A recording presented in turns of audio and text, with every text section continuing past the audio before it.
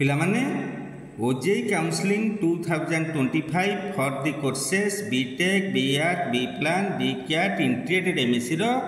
द्वितीय थर पे मध्य काउंसलिंग शेड्यूल परिवर्तन होइछि। एई परिवर्तित काउंसलिंग शेड्यूल अनुसार आमर 9 जुलाई 2025 11:59 राति 11:59 चॉइस लॉकिंग फैसिलिटी आरंभ होबो एवं जोटा कि 10 जुलाई 4टा PM सुधा चलो। आम यदि चॉइस लॉक न करवा तेबे यही समय पर से ऑटो लॉक सिस्टम ताकू लॉक करदेव। आज जो आमर 9 जुलाई रे पूर्व शेड्यूल अनुसार फास्ट अलॉटमेंट आसियार थिला सी आसबनी जोटा कि आमर फास्ट राउंड सीट अलॉटमेंट 12 जुलाई 5टा सुधा आसब बोली नुआ शेड्यूल अच्छी। डिस्प्ले ऑफ अलॉटमेंट राउंड 1 बा राउंड 1 रे आम को कॉलेज पाइले सेटा डिस्प्ले करिवो। एणुकरी पिलामाने एई जो आमर शेड्यूल परिवर्तन होइछि ता पछर मुख्य कारण जहाँ ओजेई तरफ नोटिस आछि किछि कॉलेज रे किछि नुआ ब्रांच आछि न्यू ब्रांच खोलिछि जोथपाई कि काउंसलिंग शेड्यूल परिवर्तन होइछि पिलांक सुविधा पाई कारण से माने समय पाइबे सुजोग मध्य पाइबे जो नुआ कॉलेज रे नुआ ब्रांच सब खोलिछि ताकू चॉइस फिलिंग रे ऐड करिया पाई से माने निश्चिंत से ब्रांच ऊपर चिंता करिवे। चलो पिला माने आमे को सरकारी कॉलेज रे को ब्रांच हमर नुआ खोलिछि ता ऊपर टिके आलोकपात करिवा एवं तमे चाहिए सेही ब्रांच गराक दे चाहिबो तेबे 10 जुलाई 4 PM भितर तमे चाहिए तुम चॉइस फिलिंग रे सीक्वेंस रे ठीक जगार तमे ताकू मध्य ऐड करिपारी जो नुआ कोर्स खोलिछि बा नुआ सब्जेक्ट खोलिछि तार मध्य पाठ पढ़िबार सुजोग नहीं पारिबो। पिला माने चला माने लॉगिन करी देखिबा गवर्नमेंट कॉलेज जो हमर अछि ता धरे को कॉलेज रे को ब्रांच खोलिछि आमे ता प्रति दृष्टिपात करिबा। चलो पिला माने आमे इंस्टीट्यूट गवर्नमेंट टाको चूज करी आमे state government institute government choose करी आमे वर्तमान देखिदबा को कॉलेज रे को ब्रांच नुआ खोली जदि मु छाड़ी गली कौन पिला माने तमे भी निजे ताकू चेक करी देखिबो जोटा कि एही वर्ष ऐड होईची। पिला माने जेहेतु आम हाथ में समय अच्छी एणुक से सिला कोर्स को आम जदि पसंद थी ता ऊपर आम टिके नाकू निश्चिंत एनालिसिस करवा आमर चॉइस फिलिंग रे सेटा को पोजीशन रहिबो ताकू पिला माने जेहेतु एटा भविष्यतर कथा पिला मानकर सेटा पिला माने भाबी चिंतिकी दब। एणुक पिला माने आम चलो देखिबा मोर Biju Patnaik university of technology रे कौनसी नुआ ब्रांच ऐड होनी जहाँ आमर प्रीवियस ईयर थिला सबू सेया प्राय अच्छी तार डुआल डिग्री जो 5 year integrated UG and PG किछि नुआ ऐड होनी। वर्तमान central institute of plastic engineering आमर तापर आम एते ये करबानी वर्तमान देखिबा ओयूटीआर रे कौन न्यू ऐड होइछि। ओयूटीआर रे गत वर्ष पिला माने एमएमई ऐड होइतला जोटा कि नॉर्मल कोर्स हिसाब से ऐड होइतला एमएमई जोटा कि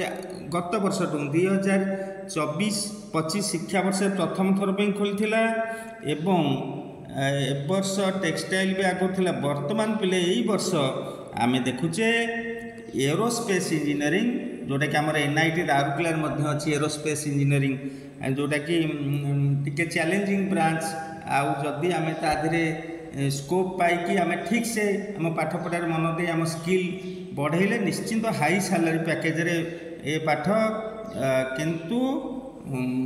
लिमिटेड स्कोप पिला माने आ ऊपर तुम टे रिसर्च कर मु आ ऊपर अधिका कहवाटा ठीक हेबनी कारण पाठ पढ़िब तुमे भविष्य तुमर एणुकरी आमे तापर एते मु विशेष भाव तुमको कहूनी किंतु आम चाहिए तुम हाथ में एबे भी समय अच्छी तुम चॉइस फिलिंग रे ताकू सठिक जगार पिले जो से भर्ती करदेवनी तुम पसंदर कौ जगार से रहा उचित तुम यदि चाह ये सब्जेक्टा ये वर्ष ओयूटीआर ऐड होती तुम दे पार। गवर्नमेंट इंजीनियरिंग कॉलेज रे जो आमर electrical mechanical computer science civil थिला से जिनस अच्छी किसी नुआ सब्जेक्ट ऐड होनी। Government college of engineering Kalahandi Bhawanipatna रे वर्तमान government college of engineering Keonjhar रे गोटे पिला कौन कहूला माइनिंग तार शो करनी किंतु माइनिंग तो शो करछि मु तार कमेंट रे किसी उत्तर देई नथि मु देखुतली सर माइनिंग तार शो करनी किंतु केउंझर रे मध्य कोनोसी नुआ branch government college of engineering Keonjhar रे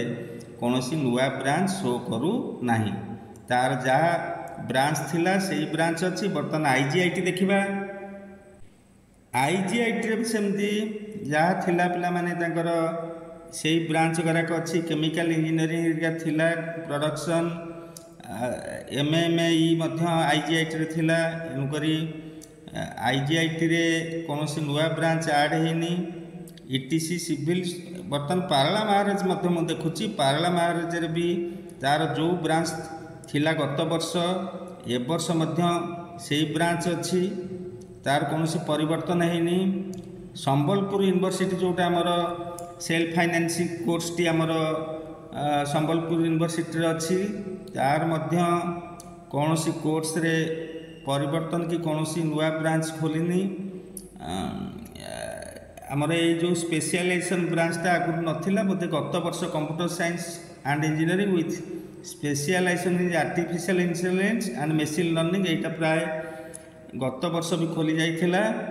एणुक संबलपुर यूनिवर्सिटी अंडर जो आमर सेल्फ फाइनेंसिंग मोड रे बीटेक अच्छी एसयूआईटी सेठी मध्य कौन परिवर्तन नहीं वर्तमान आमर सर्वपुरातन कॉलेज बुर्ला रे आमे देखिबा कौन किछि नुआ आड ना नहीं बुर्ला VSSUT बुर्ला बुर्ला मु देखुची पिला माने एई वर्ष प्रथम थर पई biomedical engineering normal course SSC नो बायोमेडिकल इंजीनियरिंग नॉर्मल कोर्स पिले प्रथम थर पई एटा गोटे नुआ ब्रांच खोलची तापरे आमे जे देखिबा एमएमई आगुर थिला एठी आ गोटे नुआ ब्रांच आसी आउची VSSUT Burla safety and fire engineering safety and fire engineering ये भी गोटे नुआ ब्रांच खोली तापर जोटा कि normal course self sustain course नुह तापर हूँ हाँ मेकानिकल ब्रांच सहित जमी आम मेकानिकल रोबोटिक गोटे नुआ ब्रांच ओयूटीआर खोली VSSUT Burla mechanical and smart manufacturing यहाँ गोटे नुआ ब्रांच खोली ताने मुझे जहाँ देखिली ओयूटीआर रे आमर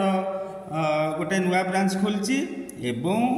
VSSUT बुर्ला रे एई वर्ष एई 25-26 शिक्षा वर्षरु 3टा नुआ कोर्स खोली गोटे है आमर सेफ्टी एंड फेयर इंजीनियरिंग आउ गोटे मेकानिकल एंड स्मार्ट मैन्युफैक्चरिंग तापर आउ गोटे हूँ बायो